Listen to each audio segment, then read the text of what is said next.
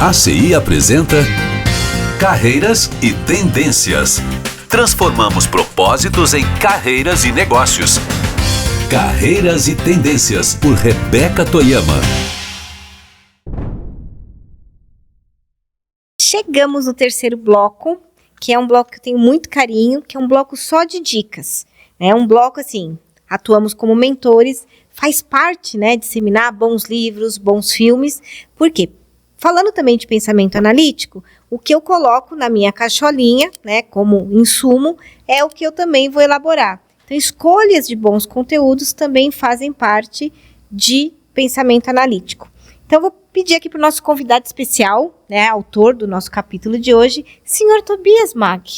Eu quero uma dica de livro e por que você está escolhendo esse livro? Qual o ensinamento que a pessoa vai ter se ela ler este livro, que eu estou curiosíssima.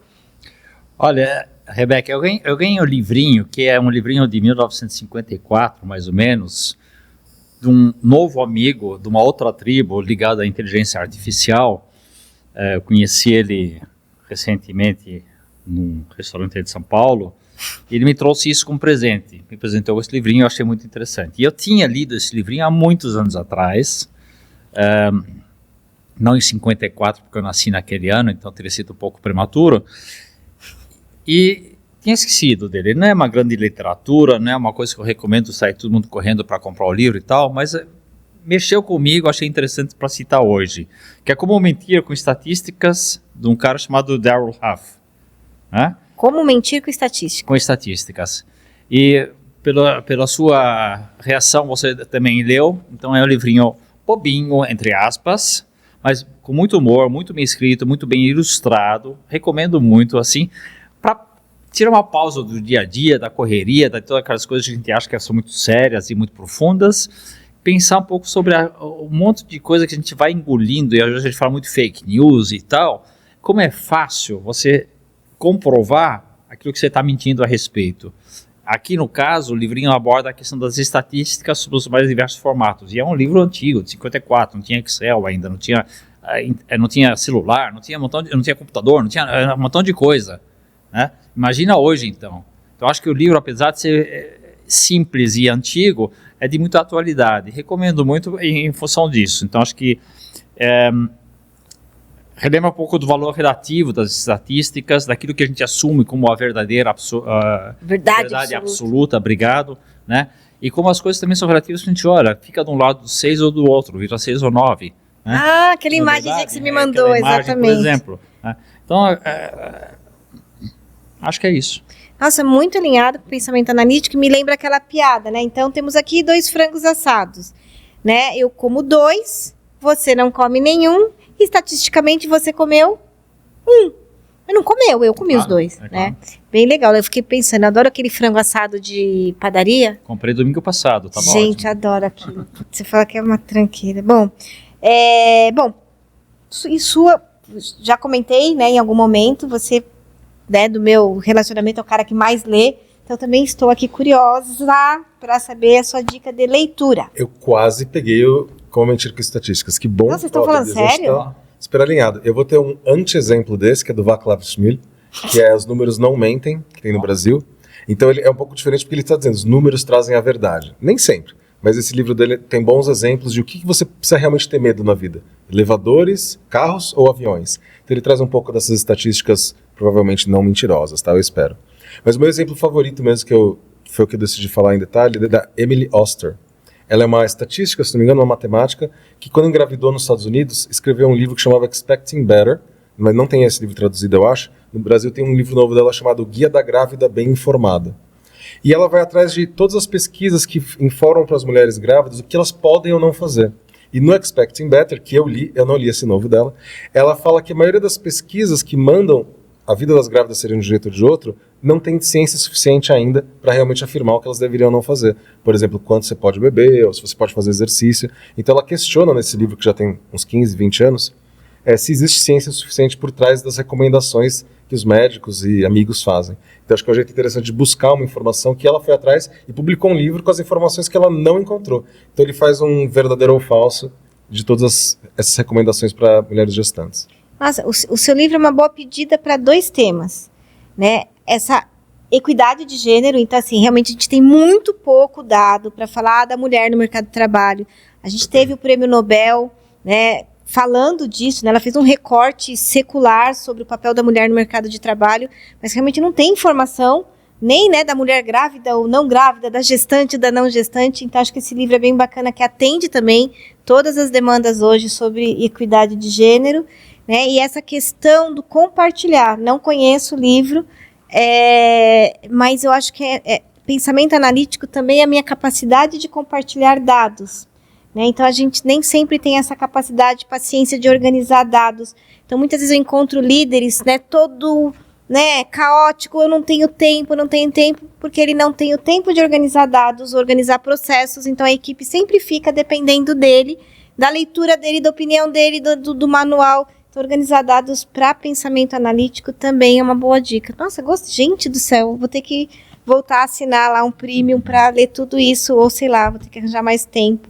Bom, mas quando a gente fala sobre colocar informações na nossa cabeça, nem sempre precisa ser por leitura. A gente tem várias formas.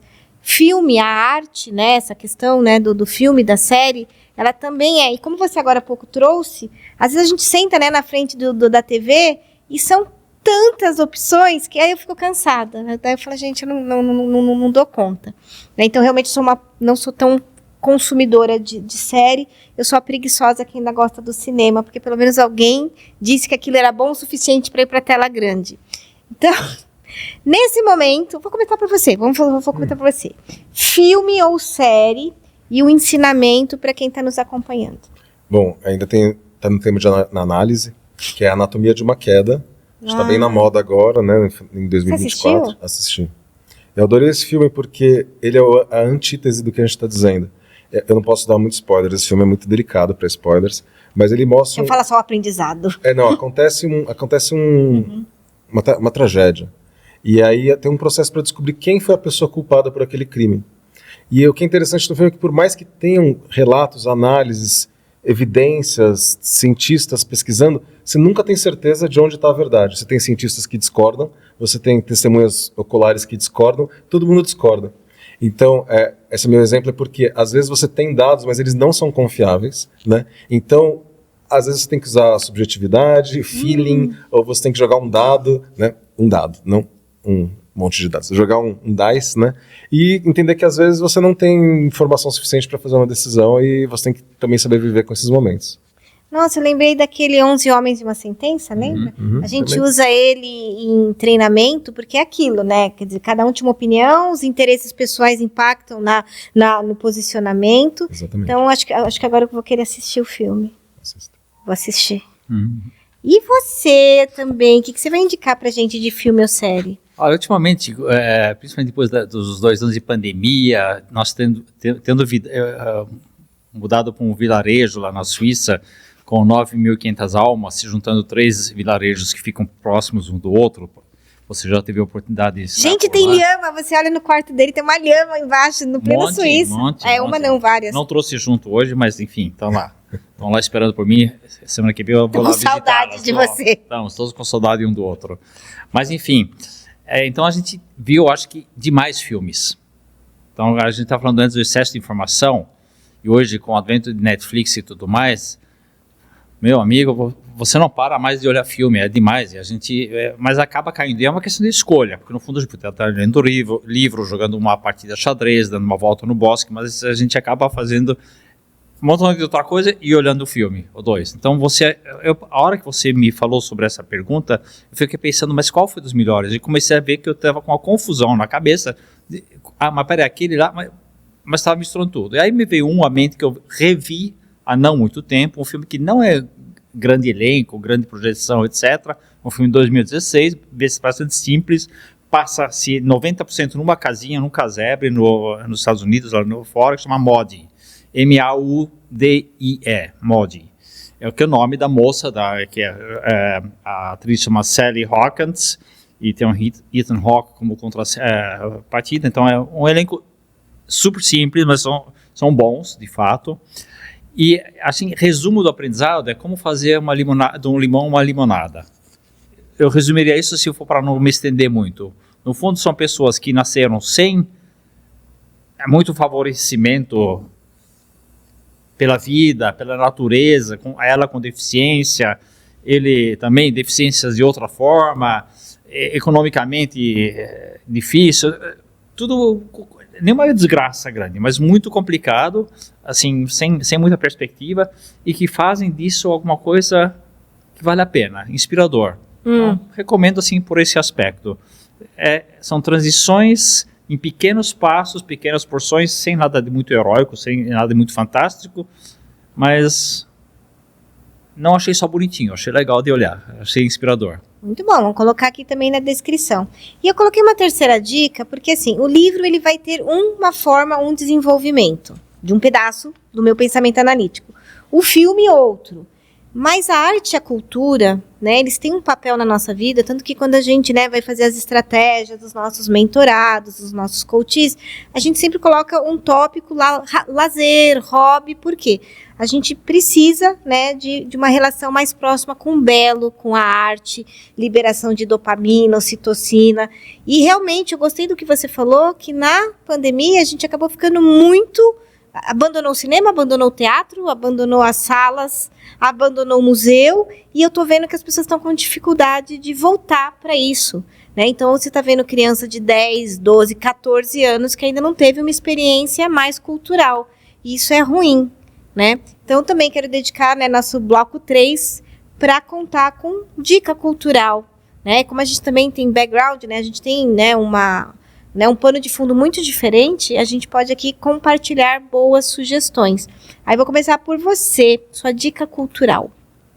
Olha, quando eu pensei a respeito, obviamente, como eu tive a oportunidade de viver em um montão de lugar, muitas coisas vieram à cabeça, mas eu gostaria de simplificar muito com uma coisa que me deixou muito impressionado recentemente.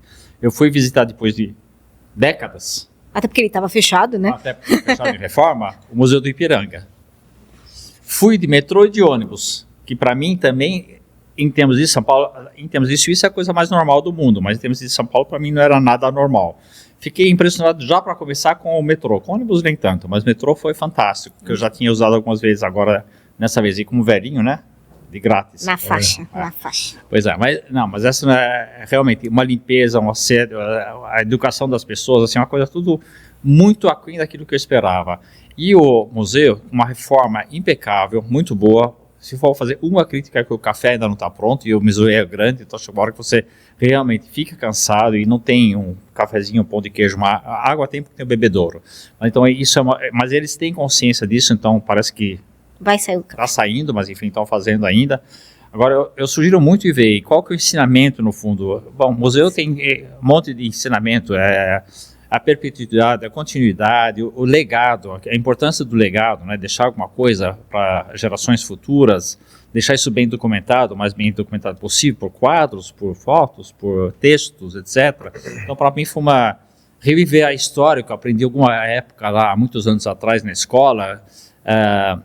Muitas dessas coisas eu com certeza já tinha ouvido e já tinha esquecido, né? Me remeter também um pouco no meu contexto, como hoje habitante da Europa, da Suíça e tal, estive ano retrasado em Portugal por um bom tempo, então visitando amigos que moram por lá, enfim, os pontos vão se conectando, os ensinamentos que a gente aprendeu, que eu vi, que tenta repassar, compartilhar também, ganharam vida de novo. Foi assim extremamente enriquecedor, eu realmente recomendo muito, como um programa para quem está em São Paulo. Como eu disse, o metrô chega bastante perto, é muito bom. Quem não quer se aventurar para o ônibus, que também não foi nenhum desastre, mas foi um pouquinho mais sacudido, a opção então de um outro transporte, para Uber, táxi, qualquer coisa, facilita bastante aquele último trajeto. E a única aviso importante: faça sua reserva de entrada antes para a internet, senão você não entra. Que achei também um progresso para termos brasileiros, porque você chega lá e não chega num horário que, coincidentemente, chegam 2.000 pessoas de uma escola e você não consegue ver nada. Então, eles controlam o fluxo desta forma, tem chapelaria na entrada, super bem organizado. De parabéns. Não sei quem é responsável, mas de parabéns. Muito bom. Da fala do Tobias, a gente tem duas reflexões para pensamento analítico. Primeiro, a experiência nova, né? O andar de metrô, a nossa zona de conforto, ela acaba limitando a nossa capacidade analítica. Então, eu gosto muito de uma frase assim: o que limita o nosso potencial, que é infinito, é a nossa experiência, porque se eu não experimento, meu potencial fica naquilo. Então, realmente, pegar um ônibus não só na Europa, mas no Brasil, em São Paulo, são experiências para algumas pessoas diferentes, né? Então, gostei. E a questão do museu é aquilo, muitas vezes tomamos decisões erradas, votamos errado por falta de conhecimento histórico. Muita gente falando muita bobagem, seja de questões na Palestina, seja de questões na Ucrânia, muitas vezes porque não conhece história. Sim. Então, o museu é um lugar que a gente deveria ir, deveria levar os filhos, os netos, os sobrinhos. Então, adorei a dica, tá anotado, porque depois da reforma eu não fui, o meu caçula não foi, então eu tomei um puxão de orelha quando você trouxe. Eu falei, ixi, Davi não foi, tem que ir. Você levou as crianças no museu? Não, mas a gente discutiu isso essa semana. Olha só, muito bom. E a sua dica? Minha dica, ela é, no meio da pandemia eu voltei a ouvir muita música, né? Eu toco violão, sei que o Tobias é músico também, aliás, provavelmente melhor do que eu, mas enfim, o que importa é se divertir nesse estado, né? Eu ainda vou ver vocês dois juntos tocando. Acho que combina até. Já fiz, com um grande violonista brasileiro que reside em Geneve, grupo solo da Dagoberto Linhares. Olha, aí, era fantástico, tocamos juntos. Já tô com medo agora. Ele tocou, eu só aproveitei. Ah, tá bom. Ele é bom, Você foi brincar. Eu sou só amigo. Não, mas as cordas podem conversar. Mas foi voltar a ouvir música mais subjetiva, que é música clássica, erudita ou de orquestra, né? E lembrar que se você mora em São Paulo, a gente tem a OZESP, né, uma pérola aqui na América do Sul inteira, as melhores orquestras da América Latina, sem dúvida, e que não só tem um repertório muito acessível, né, dependendo do dia, né, tem alguns dias que tem lá Messiaen, aí não sei. Mas tem que ser assinante, né? Não, mas você não precisa, toda semana, né, toda semana tem alguma obra, né, quase o ano inteiro, acessível. E tem, se não me engano, às sextas-feiras, por R$30, uma sessão, e eles têm alguns ensaios abertos também, que é muito, muito barato. Chegar lá é muito fácil, porque você pode ir de metrô também, só metrô, dependendo de onde você vive, né? E você desce na Estação da Luz, que tem uma conexão interna agora com a Sala São Paulo. Nossa, que né? legal. Então você não precisa mais passar pela rua, que ali naquela região não é a melhor coisa do mundo. Mas o que eu achei mais bonito é que no mundo de festivais agora, né? Vários festivais grandes de música que tem no Brasil, eu ouço muitas pessoas falando da música como se fosse o pano de fundo da balada. E tudo bem, cada pessoa consome a música, o seu divertimento de um jeito.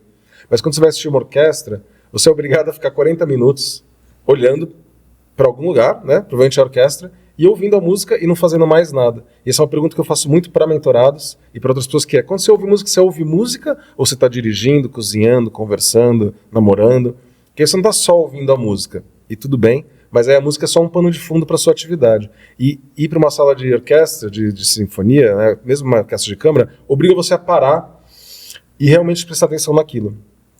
A música erudita às vezes exige um pouco de estudo para capturar tudo, mas eu digo que você deveria ir ouvir, deixar aquilo te informar o que você sente, por que você sente, especialmente numa música sem letras, sim, ou em letras em alemão, francês, aramaico, enfim, a língua que for, você deixar aquilo te impressionar sem tentar descobrir do que se trata, né? Será que a quinta do Beethoven, é sobre o destino? Né? Ou é sobre tristeza, ou é sobre uma tempestade, né? Então, cada pessoa vai ter uma opinião e não tem uma resposta certa, a não ser que você consiga ler na cabeça do Beethoven o que ele queria dizer com aquilo. Então, minha sugestão é música sem letra, e se vocês puderem conhecer a OZESP ao vivo, é muito impressionante e tem shows até dezembro agora.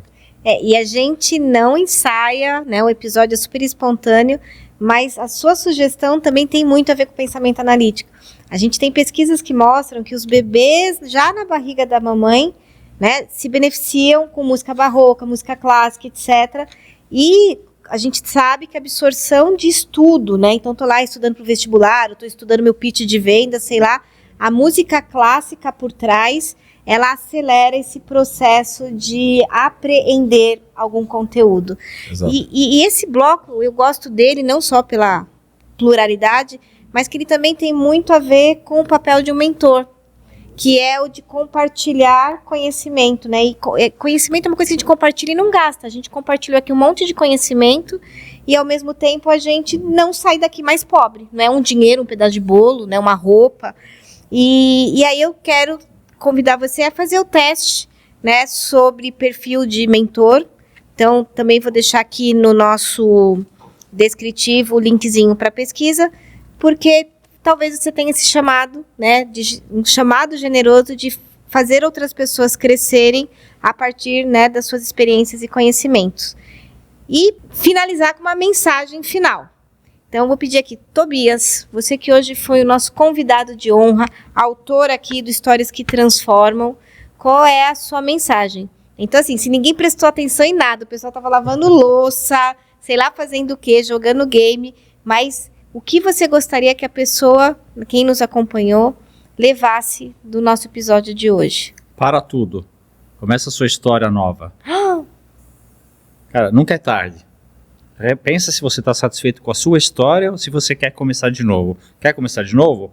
Sabe, sozinho onde você quer ir? Vai embora. Quer ajuda? Procura a sua rede de relacionamento, de apoio, sua família, seus amigos, profissionais da área, que nem nascer em outros lugares, não importa, que a gente não tem viés nesse sentido.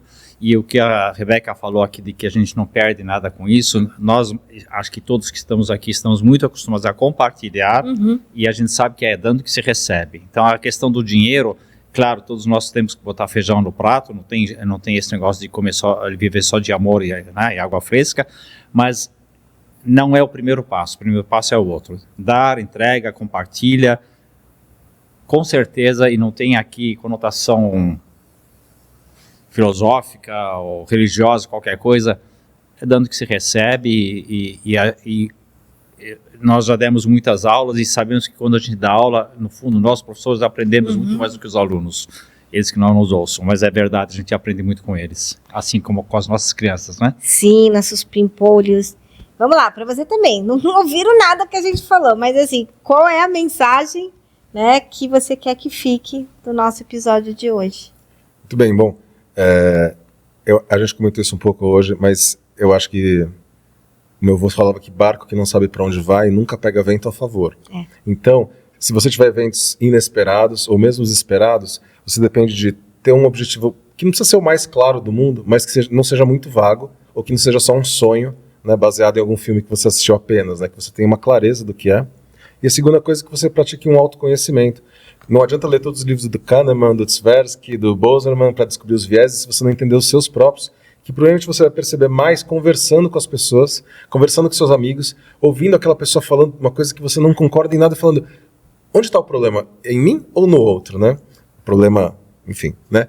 Por que isso me choca tanto, né? Como que eu aprendo mais sobre mim mesmo? E aí entender esses vieses, assumir que alguns vieses fazem parte mesmo da nossa natureza, e aí aprender a lidar com eles, porque senão a análise sempre vai enviesar de volta, né? A análise sempre vai voltar para os seus vieses, e aí, sem conhecer eles, você vai cair de novo nessas armadilhas que falta autoconhecimento para desativar. Gente, eu conheci o Vicente antes da psicanálise que ele está estudando e depois. É um outro Vicente, sim, mudou a vida dele. Melhor ou pior, né? Não, depois no teu episódio eu conto. Hoje o episódio é do Tobias.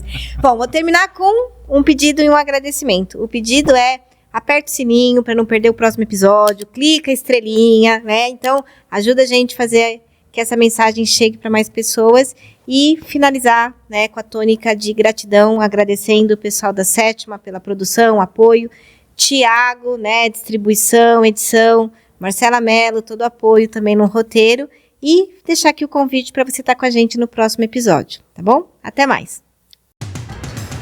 Acreditamos no potencial humano. São as pessoas que podem transformar o mundo. Carreiras e Tendências, por Rebeca Toyama. Realização: Academia de Competências Integrativas.